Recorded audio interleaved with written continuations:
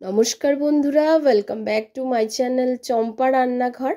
আজ আমি আপনাদের সঙ্গে শেয়ার করব দুর্দান্ত স্বাদের ইউনিক রেসিপি। যে কোনো মাছ দিয়েই কিন্তু আপনারা এই রেসিপিটি বানিয়ে নিতে পারেন। এই রেসিপির প্রধান উপকরণ হলো একটা 10 টাকার গুঁড়ো দুধের প্যাকেট, যার জন্যে কিন্তু মাছের টেস্টটা সম্পূর্ণ অনুষ্ঠান বাড়ির থেকেও দারুণ আসবে। এখন এখানে 5 পিস নিয়ে নিয়েছি কাতলা মাছ, আর মাছগুলোকে খুব ভালো করে লবণ আর হলুদ দিয়ে মেখে রাখবো 10 থেকে 15 মিনিট। প্লিজ বন্ধুরা প্রথম থেকে শেষ পর্যন্ত ভিডিওটি দেখবেন। ভিডিওটি কিন্তু বেশ ইউনিক আর ভীষণই দুর্দান্ত হয়। বাড়িতে যে কোনো অতিথি আসলে বা যে কোনো অনুষ্ঠানে ছোটোখাটো বাড়িতে আপনারা এইভাবে রুই মাছ বা কাতলা মাছ দিয়ে এই রেসিপিটি বানিয়ে ফেলতে পারেন। দেখতে যতটা ডিলিশিয়াস হবে, খেতেও ঠিক ততটাই দারুণ হবে। আর এর যে খুব সুন্দর একটা গন্ধও আসবে, এর সুগন্ধে বাড়ি মম করবে। তাহলে চলুন বন্ধুরা দেখে নিই আমার আজকের রেসিপি।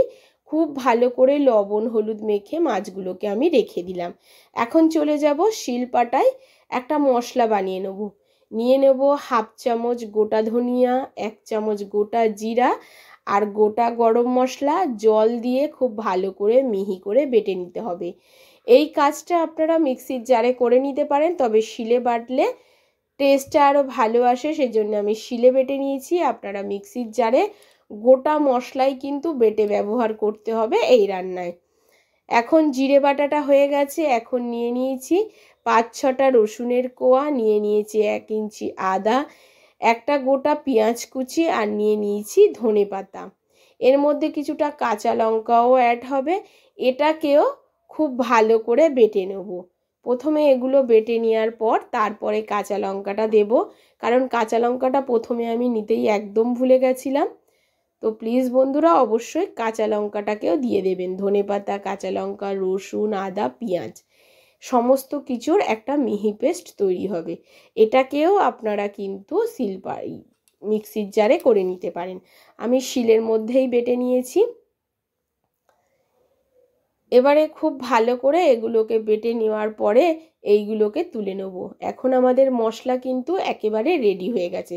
এবারে দেখার পালা মশলাটাকে আমি কিভাবে রেসিপিতে ব্যবহার করব, কিসের পর কোন মশলাটা দেব যাতে সুন্দর একটা টেস্ট গন্ধ আসে।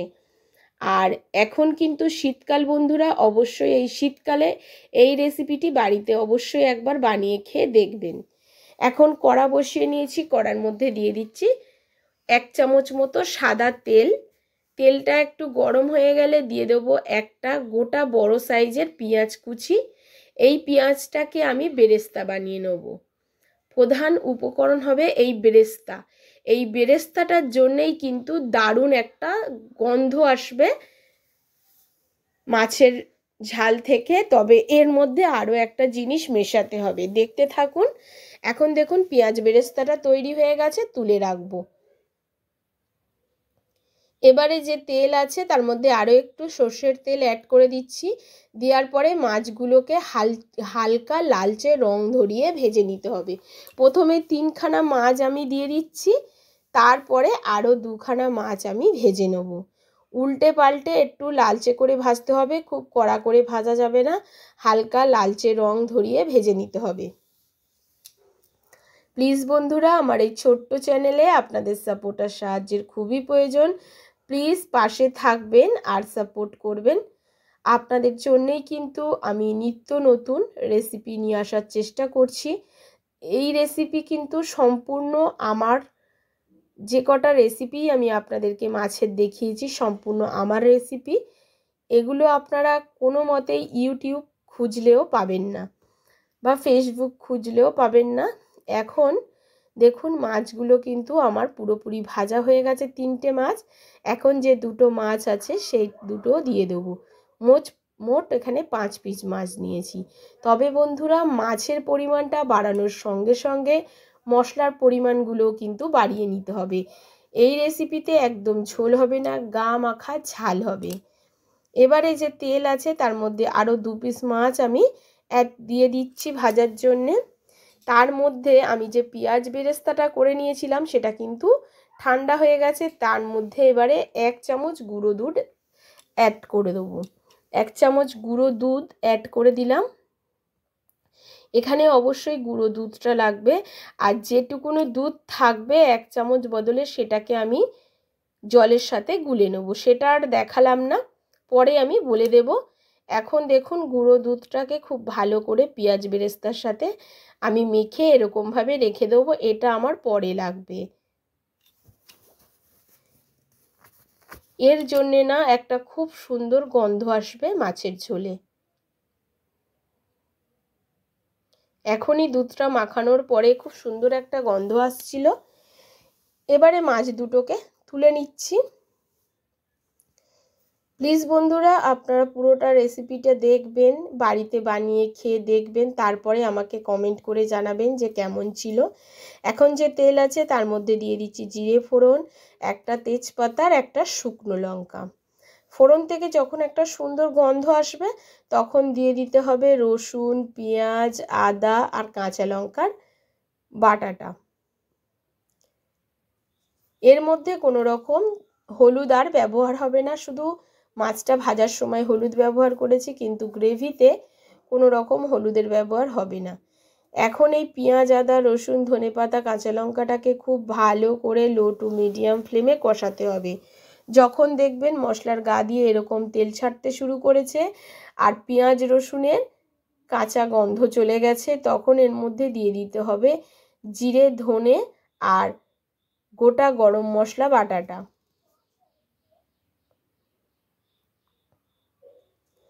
আশা করছি বোঝাতে পারছি যে কিভাবে আমি রান্নাটা করছি। এবারে এটাকেও খুব ভালো করে কষাতে হবে। এই কষানোর সময় কিন্তু বন্ধুরা খুব সুন্দর একটা গন্ধ বেরিয়েছে।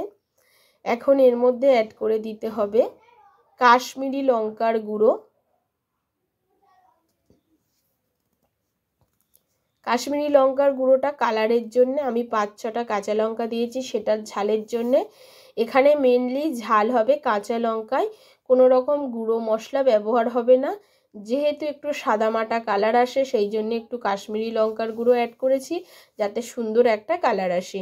এবারে দিয়ে দিচ্ছি এখানে 2 চামচ টক দই। এই রান্নায় কোনো রকম পেঁয়াজের, টমেটোর ব্যবহার হবে না।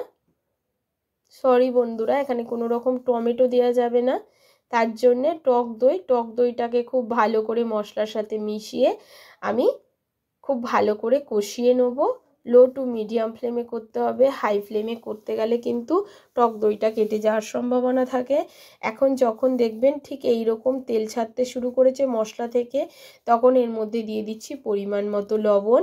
একেবারে গ্রেভির বা মাছের ঝালের প্রয়োজন অনুযায়ী লবণ অ্যাড করলাম, পরে দেখব লবণ যদি লাগে সে সময় দেবো। আর দিয়ে দিতে হবে এখানে 1/2 চামচ চিনি। যেহেতু আমি এখানে গুঁড়ো দুধ অ্যাড করছি সেই জন্য আমি 1/2 চামচ চিনি ব্যবহার করছি, কারণ গুঁড়ো দুধটাও মিষ্টি। এবারে দেখুন খুব ভালো করে কষানোর পরে যখন ঠিক মশলাটা এই রকম কষে যাবে আর তেল ছাড়তে শুরু করবে, তখনই ভাববেন যে মশলাটা কিন্তু একেবারে কষা হয়ে গেছে, আর কত সুন্দর কষা হয়েছে, তেলও ছাড়তে শুরু করেছে। এই সময় বাদবাকি যে গুঁড়ো দুধটা ছিল সেটা হালকা গরম জলে গুলে নিয়েছি। হালকা গরম দুধটাই কিন্তু গ্রেভির মতো এখানে ঢেলে দিতে হবে। এটাতেই মাছগুলো সেদ্ধ হবে আর গ্রেভিটা কিন্তু এই দুধেই আসবে। এবারে কিন্তু গ্রেভিটা ফুটতে শুরু করলে মাছগুলোকে দিয়ে দেবো। আর এখানে কোনো রকম এখন ঢাকা চাপা দেওয়া যাবে না, তাহলে যেহেতু দুধ দেওয়া আছে দুধটা কেটে যাওয়ার সম্ভাবনা থাকে। ওই জন্যে লো টু মিডিয়ামে কিন্তু জলটাকে ফোটাতে হবে। তবে আমি খুব বেশি দেখুন জল কিন্তু এখানে দিইনি, মানে দুধ কিন্তু বেশি দিইনি, 250 গ্রাম মতো দুধ দিয়েছি। ওই গুঁড়ো দুধটাকেই 250 গ্রাম জলের মধ্যে আমি মিশিয়ে দিয়েছি। কত সুন্দর কালার এখনই দেখতেই পাচ্ছেন। এবার এটাকে আমি ফুটতে দেবো। যখন গ্রেভিটা ফুটে ঠিক এই অবস্থায় চলে আসবে, কত সুন্দর একটা কালার এসছে বন্ধুরা, নিশ্চয়ই দেখতে পাচ্ছেন, তখনই এর উপরে ছড়িয়ে দিতে হবে বেরেস্তা মাখানো গুঁড়ো দুধটা। সমস্ত তরকারির মধ্যে ছড়িয়ে দিতে হবে বেরেস্তাটা। একটু নাড়াচাড়া করে নেব যাতে তলায় লেগে না যায়।